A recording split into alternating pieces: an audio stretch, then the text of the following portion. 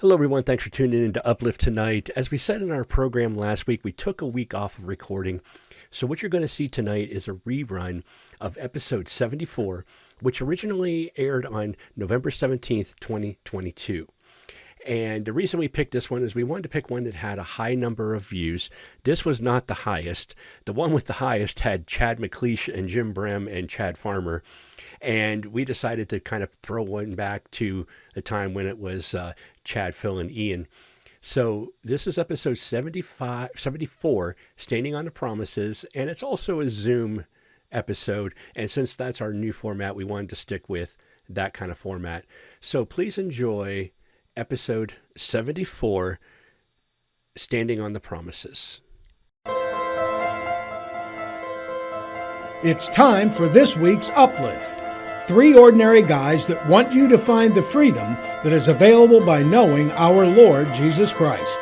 So sit back and enjoy UpLift, brought to you by the Fulcrum Center. Visit our site at thefulcrumcenter.org.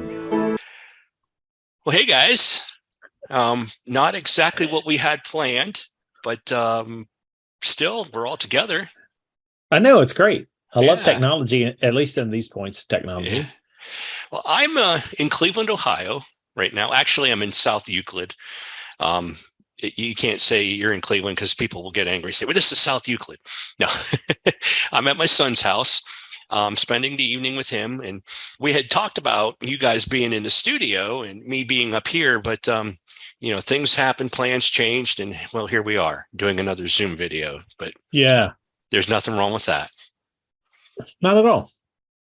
So how are you guys? I'm in my house in Martins Ferry. Okay. And I'm in my house in St. Clairsville. All right. Oh, amazing. Yeah. And I'm Phil Bliss. I'm Ian Thornton. And I'm Chad McLeish.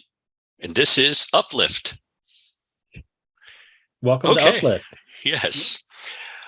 All right. Well, we got through some of our technical issues. I had to help Ian through setting up his mic, but it took over his speakers. And believe me, that drove me crazy the first time I ever did that. I was like, why did my speakers go out? Well, you can plug in the headphones into the back of that microphone. And so everything, that way you can hear yourself talking. But it took me a while to figure that one out. So you're way ahead of the game now. Well, only because you journeyed through the wilderness, yeah. Which I greatly appreciate, and I would rather not listen to myself talk. So yeah, that being said, that's no, it's great. It's working out well.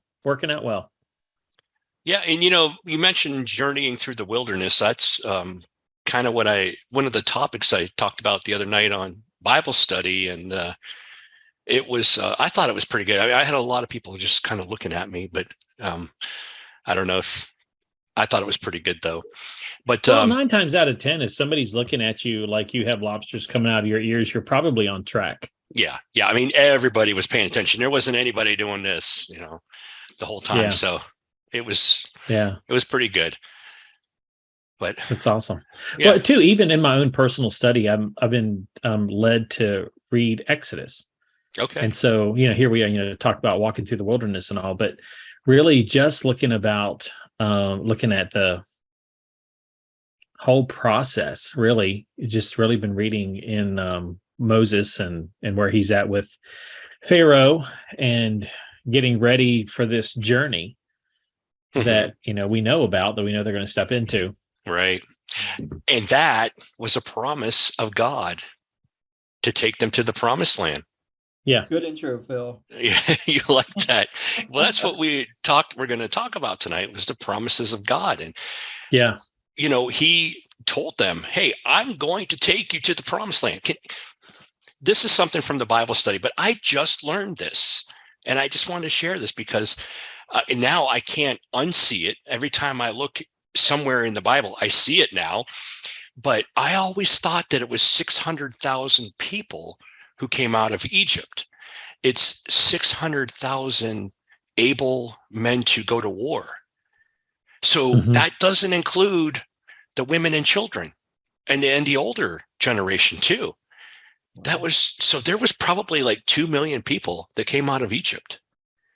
And then, I go to Deuteronomy in the Bible study. I said, I want to show you something. There was a number that was used, and I wanted to make a parallel to the Gospel of John. And I read it, and it says, God kept his promise, in 600,000 warring men were counted. And I'm like, there it is again. How many times have I read this in Deuteronomy chapter 2, and I didn't read that they were warring men? And it blew my mind that I had seen it for the first time. And I've read the Bible, I don't know how many times, but that was a promise as well. Yes. A promise to Abraham that the people, your offspring will be more numerous than the stars in the sky. And if you look at the sky at night, at any one point throughout the year, you can only see about 600,000 stars. And they had 620,000 warring men and had a whole lot more than that. So they had more than the stars in the sky come out of Egypt. When God makes a promise, he keeps it. That's impressive, Phil. I'm impressed that you knew how many stars were in the sky. I had to look that one up. I didn't count them. Well, Oh then. man. Now we're disappointed now. Well, We're I less can't impressed. get past the Big Dipper. Is it 5 or 6 stars? That's a great point, and that's a great promise. Yeah, it is. And that's It's one of many. Go ahead. Yeah, and it's the I will. I mean, I will deliver you. And it's one of those things that that's one, honestly, I've been holding on to more deeply now than I have in the past. And even though there's been those times of us, I'm just talking about our family, but when I say that, more Julie and I, you just stepping in from one place to the next and going from one place to the next as the Lord calls. When you end up with your children and then they're coming along with you, then that's a deeper level of commitment. And this, just from my own experience, and just going, well, this just isn't Julie and I, and we can make this work. And all of a sudden now you're children and school and the list keeps going on. So that I will deliver you, and that's all throughout the Old Testament. I mean, here we are, we're talking about the children of Israel coming out of Egypt and then, into the promised land, and on and on and on it goes. And then you can go into the prophets and all. And there's many, many times that the Lord says, I will deliver you. And he was faithful. He kept every one of them. Every promise that he gave, he is trustworthy. And that's one of those things to really grab a hold of and go, I can look at my circumstances that are here on this earth, but am I willing to really grab a hold of the spiritual and heavenly promise of my Father to go, yes, I'm going to take care of you, and I'm going to deliver you from what you're facing. Yeah. And so you get to choose, you get to choose, am I going to trust this or am I not? Am I going to make a way? Am I going to make a way, or am I going to follow his way? And that's a deep look into yourself, and to really say, you know what, I'm going to trust him. I'm going to trust him on this. When I was a kid, if someone said, I promise, you took that to the bank. If a kid said that, people just didn't break promises. But as you get older, you realize that words are words, and people use words when they don't really have anything to back it. And it's because of that I think that at times we don't trust God. We compare ourselves to God, and we can't do that. We have to remember he is God. I think is it Psalm 46 that says, be still and know that I am Lord? Yes. Yeah, you got to let go of what we are and know that he is God, and he's going to keep every promise he makes, whether it's in the word of God or the promises he speaks to our hearts. He keeps them without fail. Right. Yeah. And his promises we can count on them because of who he is. And the one promise that I always keep thinking about over the past few years is that he will not forsake us. He will not leave us. He will not forsake us. Yeah. And I think to all of our human relationships that we have, and even our very best friends and our family and that sort of thing, they can leave us and they can forsake us without even maybe intentionally doing it or even realizing they're doing Yeah. it, that sort of thing. If you're, maybe you're having a bad day or, whatever the situation is, you can unwillingly do those things. And so with God, that just doesn't happen. But the other part too, that Kathy has reminded me of before, that some of the promises are not just for this earth. I mean, some of his promises are going to carry forward into eternity. That sort of thing. And even, you're talking about Abraham and that sort of thing. And some of those promises took place on earth for his descendants, but that there's eternal meaning in some of his promises as well, not just what we see in the physical in front of us. Right. Like run and not grow weary. Can you imagine? Right. I just want to be able to run again. I can't run anymore because of my hips, but so I don't even know what it's like to run anymore. But man, to run and not grow weary. And I actually have dreams that I'm running great distances, and I could just as easily take a car, but I choose to run, and I'm not out of breath at all, and my hips don't hurt, and it's pretty amazing when you have dreams like that. But it's a promise. Yeah, that's right. Another one for me is out of Isaiah 41, I will uphold you. My righteous right hand. Yeah, I will uphold you with my righteous right hand. And that's those.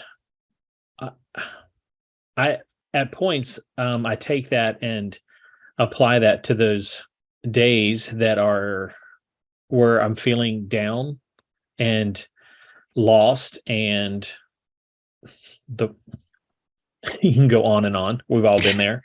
But just that whole idea of being upheld, lifted up, and here we are on UpLift, and that whole thing of that the Lord's righteousness and his goodness and his rightness will lift us up, will uphold us. So it's not that we're like, man, I just feel like things are falling apart. And the Lord's like, no, in me and in my righteousness upholding you, things aren't falling apart. It's not being, but he's holding things up. He's holding things steady. And to think that, and the enemy wants us to think that things are in a world of disruption and chaos. But God's like, no, in my righteousness, I'm taking and I'm holding things up. I'm holding it together. I'm holding it consistent and stable, not falling and feeling like everything is just disintegrating. That's what the enemy wants you to believe. But that promise is that, what? Once we get our eyes off the storm, out of Matthew 14, right? Peter, once we get our eyes off the storm and we reach up and we grab a hold of his hand, then that's that hand, just like the hand that Jesus used to pull Peter up out of the waves, is the same hand, the same righteous hand that God promises us in Isaiah 41, that's going to hold us up and not fall. And that's powerful, because in today's world, there's a lot that comes against us through every avenue that you can think of to press us down, to push us down, to get us to feel fearful and scattered and worried and chewing our nails because we're not sure what's going to happen. Well, what about that promise? What about that promise that God's given every one of his children, that I'm going to uphold you with my righteous right hand? And that's something really to literally grab onto, that we need to let our spirits grab a hold of that and let him lift us up. In other words, we need to stop doubting. Yeah. Right. Yeah. Yeah. That's good. That's speaking to me. Like I was telling you guys earlier, it's like, man, it's been a tough day. And for me, just to be able to be here and be with, not just with you guys, but to discuss his promises, takes that perspective that sometimes we find ourselves in and realigns it with where it should be. And to talk about his promises, to talk about his word, and it has to just ignite, or at points reignite your heart, just to be in tune and in step with him. So I can testify to it now. Oh yeah. Yeah, it's exciting. One thing that Kathy has plastered all over our house, when we moved here, was because a point of confession. We both fall into, Kathy and I, my wife Kathy and I, we both fall into this. Sometimes we get into really short-sighted thinking, like we're not looking at things the way we should. We get caught up in small thinking. And so she's plastered this all over our house and different things. And she's got, all sorts of different pictures and things that people have. And it's Jeremiah 29:11. For I know the plans I have for you, plans to prosper you and not to harm you, plans to give you hope and a future. And so that is a promise, and it motivates you to realize that he has more for you than what you think you are capable of. Oh yeah. Or, Right. We're all susceptible to feeling beat down, defeated, and all those sorts of things. So this is a good reminder, and we have it plastered everywhere here at the house, just to remind us that, hey, like, just because we're having a bad day or bad week, or we're really bummed out about some turn of events that have happened or whatever, that we need to keep our eyes focused on what his promises are, which is better than the moment that we're in. Yeah. Absolutely. Also in Jeremiah 29, he says, you will find me when you seek me with all your heart. And I tell people that all the time. I say, because they say, well, I want to know God the way you do. Well, ask him. Well, I have asked him. We'll keep asking, because when you seek him, you will find him. He wants to be found. That's a promise. Right. And then he knows the plans he has for you too. And that goes back to your point of doubt or unbelief and that sort of thing. And so often, we don't even realize we do it, but we have this doubt, this kind of subconscious, we'll call it. Maybe that's not the right word, but we have this doubt that, that lies in us, and it holds us back. If we could get rid of that and just, follow him with all of our heart, like you talked about, and get rid of the disbelief, get rid of that defeat, get rid of that doubt, and even that doubt that we're not really even shining a light on, put the light on it, get rid of it. And usually what has to happen for most of us is we got to be backed pretty far into the corner for that to happen. Right. We got to be staring down the barrel of a serious problem, a big issue, a real crisis or tragedy in our life. And so many people, that's what it takes. But imagine if we would do that before we get to that point, before we get to that crisis, or before we get to that really bad situation, to where we cast all that stuff out and really follow him with all of our heart. Then we could do like Phil talks about, we can find him even in the good times.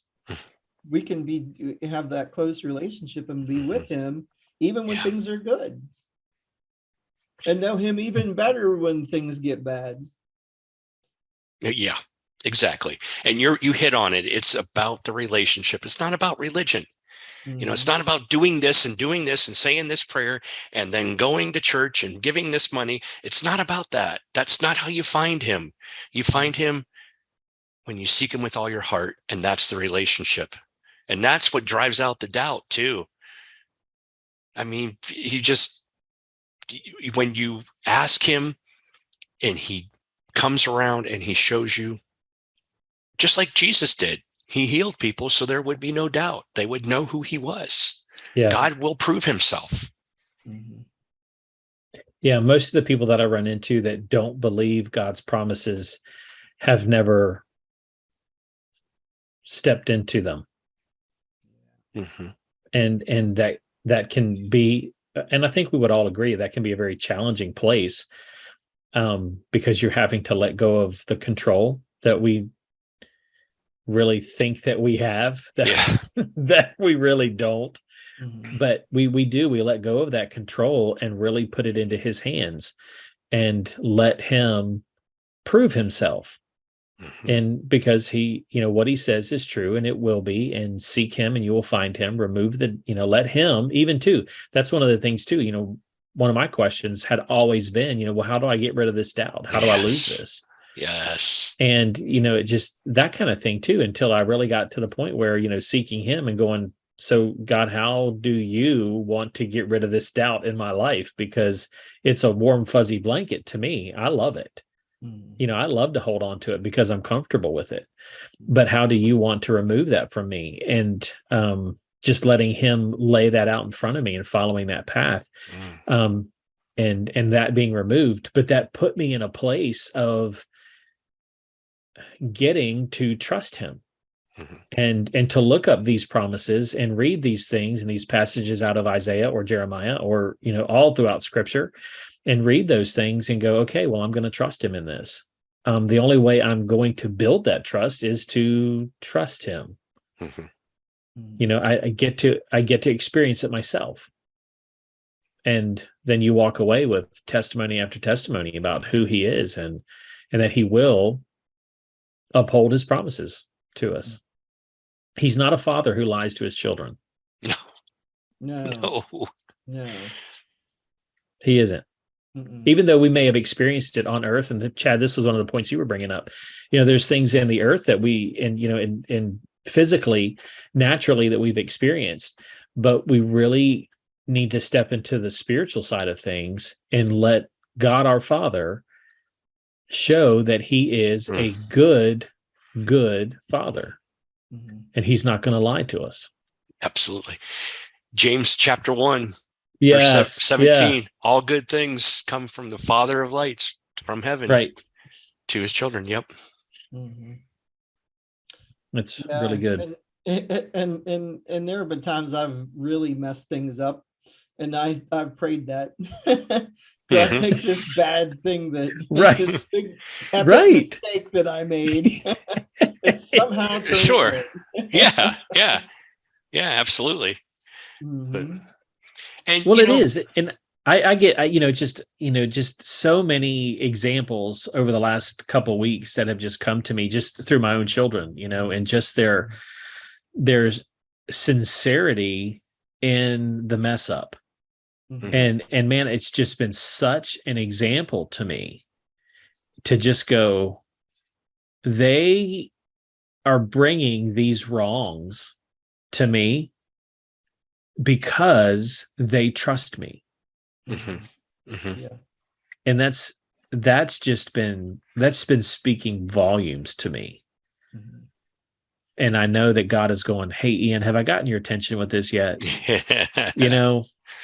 Just follow their lead, son, follow their lead and come talk to me about these things. And it's been great. It's been great. Mhm.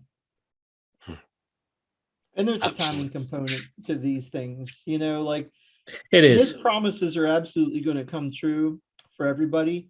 It's a matter of when, and the situations and the timing of it. And I think we have to remember that, because it's the thing we talk about a lot on here is just, we want things on our terms. We want it when we want it, we want it how we want it, we want it in the situation we want it. And his plan is bigger than ours. We know this. So we just have to keep that in mind, and that's where the patience comes in. But his promises absolutely come true. Our choices, Phil's been big on choice lately. We've been talking about that. He's been teaching the choices. Yeah. And but our choices can kind of delay his promises, or send them out on the wild goose chase, which means that all we did was we just delayed his promises. Right. You didn't cancel them. You delayed right. them. Yeah. Yep. We just sent him on the long road, the detour. Right. But yeah, we just have to remember that, and even sometimes the promises will come in ways that we don't expect. We'd never expect, or they don't come necessarily the way that we want them to, because he knows things that we don't.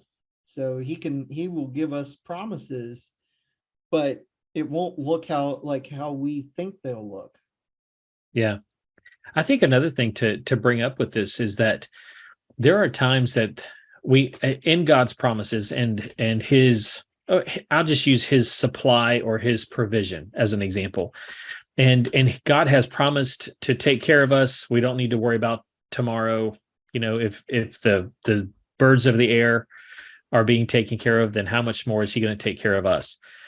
And there are times that as we seek the Lord to understand that provision is coming, there are times that he may even reveal that his desires that it comes through XYZ, whatever it may be. And sometimes that's a person. And sometimes those people don't obey. And so then we're left waiting, not empty-handed, but waiting. That doesn't mean just because the Lord had intended to bring something or take care of something through someone and they don't follow through, doesn't mean that it isn't coming. Mm-hmm. So we can't look at the person, or because it didn't come the way and this kind of goes back to what you were saying too, Chad, just because it didn't come the way we thought it was going to come, doesn't mean that God's a liar. By no means. Right. It's just different, and it may not be the timing that we want. So it's one of those things to where the enemy really can get in those situations and start pointing fingers at other people, and especially believers and within the church, to really start to cause division. So we need to keep our eyes on the promiser, not the person whom it may come through, but to keep our eyes on him. He's faithful, and it'll all come to pass. It'll all be truth. Absolutely. I want to bring something up kind of along that line, that this is what helped me a lot.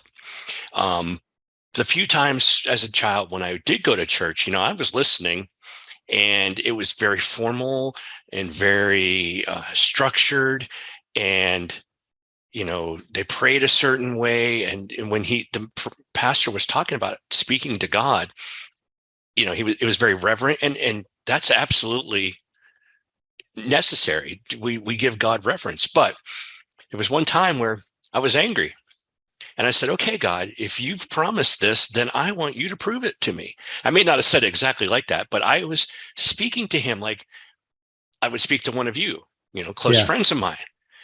And God didn't strike me down with lightning. I didn't even care. I was so angry that I was like, you've made this promise. I know you made this promise, then see it through. And he did. And that not only helped me to trust him, it enhanced my relationship with him. Now, I don't always talk to him that way, but at the same time, I don't say, oh, Father of heavenly lights, how great thou art. This is my request. I don't do something formal like that. Lord, here's what's going through my mind right now. And I know you already know, but you get to that point where you can be genuine with him, and he will genuinely keep his promises when you are. You know what I mean? I do. That's good. And that informal relationship is key. Yeah. Yeah, absolutely. Yeah. Which is really interesting to say, because that's really what the Lord's after. Yes. He's after that informal, quote unquote, that informal relationship is more pure to him than what we think in Christendom today, that you need to have a formal relationship with him. Right. And he's like, man, cut the junk. Just talk to me. I know who you are. Yeah. Just speak to me. Be real. Just be real. Yeah. And I think he embraces that. Look at Abraham. If I may be so bold to ask you, if I can find 10 people, will you spare the city? Okay, Yeah. God, if I can find 5 people, it's not, well, not laying out a bunch of paperwork and saying, okay, here's how I'm going to do this. And let's see what God says. No. And that's what the Pharisees started to teach too. They were teaching religion too, and they missed the Messiah when he was being very personal with everybody he came in contact with. Yeah. Just showed us the way to have a relationship with him.